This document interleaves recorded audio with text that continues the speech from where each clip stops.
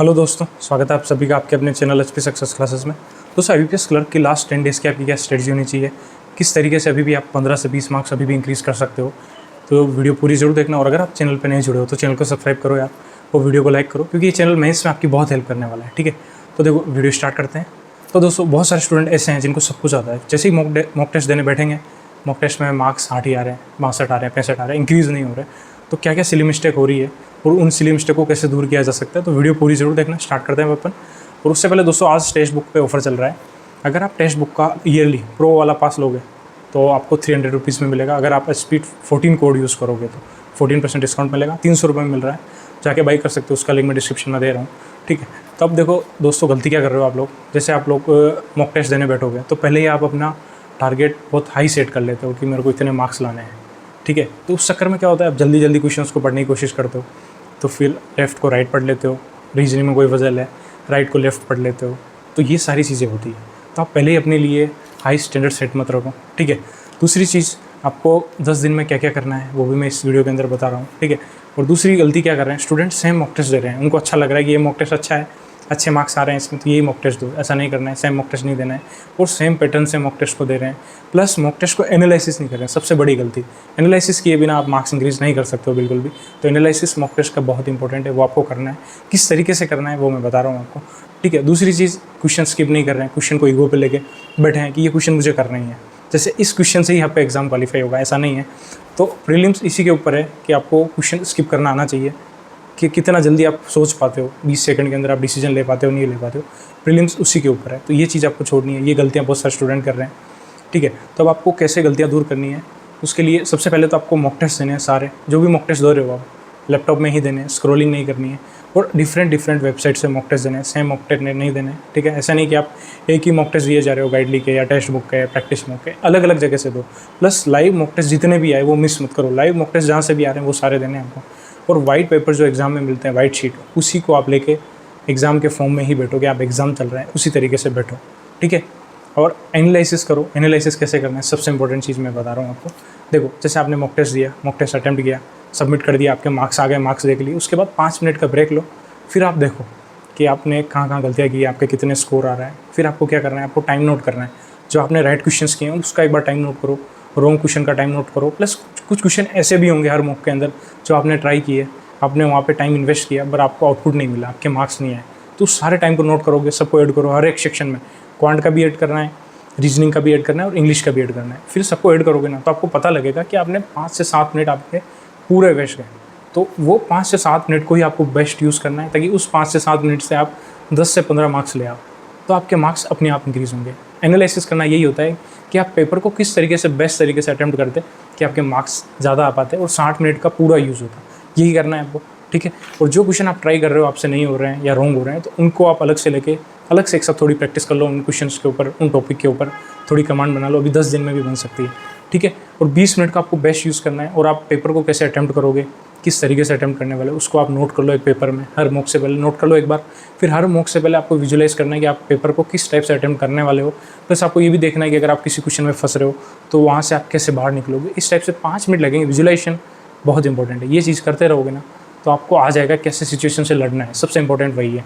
ठीक है, अब लास्ट 10 डेज़ में आपको क्या क्या चीज़ें करनी है। सबसे पहले तो आपने अभी तक 50 के आसपास मॉक दिए होंगे, जितने भी मॉक दिए हैं पुराने, उन सभी को लेके आप सोल्व करो सारे मॉक टेस्ट को। जो क्वेश्चन सही किए हैं उनको भी सोल्व करो, रॉन्ग किए उनको भी सोल्व करो। तो सारे क्या होगा, सारे टॉपिक की प्रैक्टिस होती रहेगी साथ साथ, ये चीज़ करनी है। प्लस उसके अलावा जो आपकी मिस्टेक हो रही है, ठीक है, उस पर वर्क कर लो आप थोड़ी सी, और टारगेट सेट कर लो आप कि आपको 25 मॉक टेस्ट देने हैं। लाइव टेस्ट को मिला के टोटल एग्जाम से पहले आपको 25 मॉक टेस्ट देके जाना है, ये टारगेट सेट कर लो। अब कैसे भी देने, 10 दिन के अंदर आपको देने हैं। ठीक है, प्लस आपको क्या करना है, जो आप एडमिट कार्ड आया, एडमिट कार्ड में जैसे किसी के 3:30 की शिफ्ट है तो उसको 4:30 के आसपास बैठना है, और बिल्कुल कमरा बंद करके वाइट शीट लेके एग्ज़ाम के फॉर्म में, जैसे आपका एग्ज़ाम चल रहा है, फ़ोन को स्विच ऑफ करके 1 घंटे तक एग्ज़ाम के फॉर्म में देना है। तो आपको क्या होगा, उस टाइम पे आपका माइंड प्रेशर झेलने के हैंडल हो जाएगा। ठीक है, प्रेशर झेल पाएगा आराम से, आप फिर एग्ज़ाम में उस प्रेशर को आप आराम से हैंडल कर पाओगे। ठीक है, 1 घंटे तक डेली उसी टाइम पे आपका ब्रेन बहुत अच्छे से रेडी हो जाएगा। तो 1 घंटे उसी टाइम पे मॉक टेस्ट देना है। ठीक है, और अलग अलग मॉक टेस्ट देना है उसी टाइम पे, ऐसे नहीं कि आप उस 10 दिन तक लगातार सेम मॉक टेस्ट दे रहे हो। ठीक है, ये चीज़ करनी है आपको। ओके, सारी चीज़ें क्लियर हो गई। और कॉन्फिडेंस आपको अभी भी रखना है कि बहुत सारे स्टूडेंट ऐसे होंगे जिनके अभी 60 मार्क्स आ रहे हैं, बट वो 1 घंटा डिसाइड करेगा कि आपका प्रीलिम्स क्वालिफाई होगा नहीं होगा। क्या पता उस 1 घंटे में आपका उस दिन आपका दिन हो और आपके मार्क्स आ जाए काफ़ी अच्छे, तो आपको हिम्मत नहीं आनी। बहुत सारे स्टूडेंट ऐसे होते हैं जो क्या करते हैं, 60 मार्क्स आ रहे हैं यार, मेरा एग्ज़ाम क्लियर ही नहीं होगा, अभी हिम्मत हार दी और उन्होंने मॉक टेस्ट देना छोड़ दिया। ये चीज़ नहीं करनी है। लड़ो तो सही, खुद के लिए लड़ो लास्ट टाइम तक। लास्ट टाइम तक लड़ते रहोगे ना तो क्या पता 1 घंटे में आपका प्रीलिम्स क्लियर हो जाए। और ऐसे स्टूडेंट भी होंगे जिनके 80-85 मार्क्स अभी आ रहे हैं मॉक टेस्ट में, और वो सोचेंगे यार मेरे तो मार्क्स आ रहे हैं, मेरे को मॉक नहीं देने और एग्ज़ाम क्लियर नहीं होगा। ऐसी चीज़ें होती है। तो आप कॉन्फिडेंस रखना सबसे ज़रूरी है, और कॉन्फिडेंस नहीं रखना है, ठीक है। क्योंकि प्री ऐसा चीज़ है ना जो आपको पागल कर देगा। क्योंकि प्री क्वालिफाई नहीं होगा तो आप क्या करोगे बैंक एग्जाम में, ठीक है। वो प्री में ही बहुत कंपटीशन है, तो आपको प्री में बहुत ध्यान रखना है, ठीक है। तो ये सारी चीज़ें करनी। उसके अलावा आपको अटेम्प्ट करने की स्ट्रेटजी क्या होनी चाहिए, वो मेरे अकॉर्डिंग वो मैं आपको बताता हूँ, ठीक है। तो देखो, और सबसे इंपॉर्टेंट चीज़ जो गलती करते हैं, जैसे एग्जाम दे रहे हो आप, मॉक टेस्ट दे रहे हो, बार बार आप टाइमर की तरफ देखोगे। टाइमर की तरफ देखोगे तो भैया कुछ भी नहीं होने वाला। बार बार टाइमर की तरफ नहीं देखना है, ठीक है। ये आपको प्रैक्टिस अभी से बनानी है और स्क्रॉलिंग नहीं करनी है। और कुछ चीज़ें मॉक टेस्ट देने से पहले अपने आप से बोला करो कि ये चीज़ें मैं करूँगा, इस टाइप से अटैम्प्ट करूँगा। और ट्राई किया करो मॉक टेस्ट में कि क्वांट और रीजनिंग में तो आपके 100% एक्यूरेसी रहे, ठीक है। अब देखो, आपको रीजनिंग कैसे अटैम्प्ट करनी है। ऐसा नहीं कि आप रीजनिंग पहला क्वेश्चन आया, पहला क्वेश्चन रीजनिंग लेके बैठ गए, सॉरी पहला क्वेश्चन आपकी पजल आई और पजल को लेके बैठ गए, ठीक है। पजल को नहीं लेना है, स्टार्ट करना है आपको पहले चाइनीज़ कोडिंग डिकोडिंग से। क्योंकि पजल ऐसी होगी ना, स्टार्टिंग में वो ट्रैप ही देता है, ट्रैप में फंसना नहीं है। पहले चाइनीज़ कोडिंग डिकोडिंग ढूंढो, उसके 5 क्वेश्चन कर लो, बहुत ही आसान आएंगे, 2 मिनट में आप कर लोगे। फिर आप अल्फा न्यूमेरिक सीरीज, डायरेक्शन, स्लोक्स, इनइक्वालिटी, इस टाइप के क्वेश्चंस को करो, मिसलेनियस पार्ट को। फिर आप पजल करो। पजल में भी आप जो सिंपल वाली पजल होती है, जैसे मंथ वाली, ओनली फ्लोर दिए हुए हैं, 8 फ्लोर दिए हुए हैं, या आपको वीक बेस पजल दिए, इस टाइप की पजल करो, ये जल्दी बन जाती है, ठीक है। क्योंकि इसमें कनेक्ट आसानी से होती है पजल। फिर आप सर्कल वाली करो, जो अरेंजमेंट होता है सर्कुलर अरेंजमेंट या लीनियर अरेंजमेंट, वो वाली करो। फिर आप पजल्स पे आओ और सबसे पहले हाथ जोड़ लेना, ब्लड रिलेशन दिखे ना, उसके हाथ जोड़ लेना, उसको बोल देना भैया आपको लास्ट में करेंगे। तो ट्राई करना है कि आप रीजनिंग में ऐसा नहीं कि 35 क्वेश्चन करने हैं तो 35 के चक्कर में आपने 34 किए, एक क्वेश्चन आपने ऐसे ही मार्क्स कर दिया, ऐसे ही मार्क कर दिया। बहुत सारे स्टूडेंट ऐसे करते हैं, तो आपको ये नहीं करना है। जितने करो एक्यूरेट करो। जैसे आपने 34 ही किए हैं तो 34 ही करके, ठीक है। रॉन्ग मार्क मत करना, ठीक है। ऐसे ही तुक्का अगर लगा दिया तो दिक्कत हो जाएगी बहुत, ठीक है। अब क्वांट कैसे अटैम्प्ट करनी है। क्वांट में पहले आप क्वाड्रेटिक क्वेश्चन करो, फिर आप सिंप्लीफिकेशन, अप्रोक्सीमेशन, फिर आपके पास नंबर सीरीज आई है। नंबर सीरीज में अगर मिसिंग नंबर सीरीज है तो नंबर सीरीज करो, बाकी रॉन्ग नंबर है तो रॉन्ग नंबर को भी बाय बोल देना कि लास्ट में देखेंगे थोड़े, ठीक है। फिर आपको DI करनी है। DI 2 आएगी, एक ईजी वाली DI आएगी जो आप डायरेक्ट क्वेश्चन पढ़ के माइंड कैलकुलेशन से भी हॉल कर पाओगे कुछ क्वेश्चन, और एक क्वेश्चन थोड़ा ट्रैप होगा, उसको आप छोड़ सकते हो बात के लिए, ठीक है। और रॉन्ग नंबर सीरीज लास्ट में रखनी है, और फिर अर्थमेटिक के कुछ क्वेश्चंस करना है, ठीक है।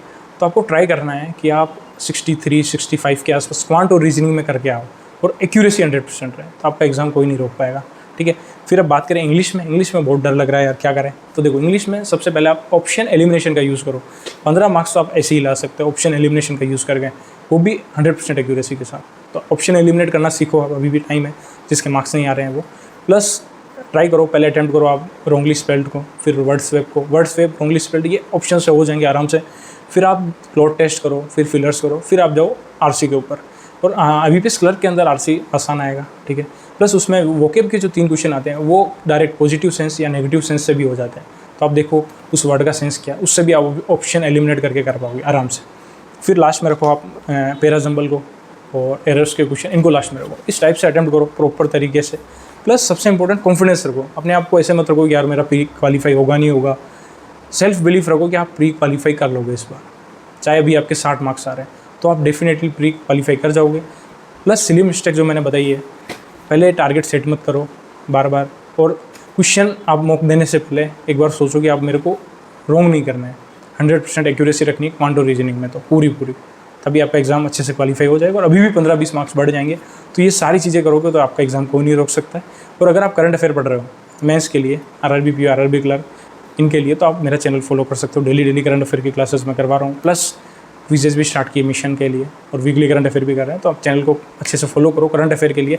करंट अफेयर की एक दिन क्लास में आओ, अपने आप कितने क्वेश्चन याद होंगे वो आप देख लेना, ठीक है। और RRB PO, RRB clerk, mains के लिए भी मैंने स्ट्रेटजी अपलोड की है इस चैनल पे, वो जाके देख लो एक बार, ओके। तो वीडियो को लाइक जरूर करना है, okay. Good luck, have a nice day, thank you for watching this video. मिलते हैं नेक्स्ट वीडियो में। जय श्री राम।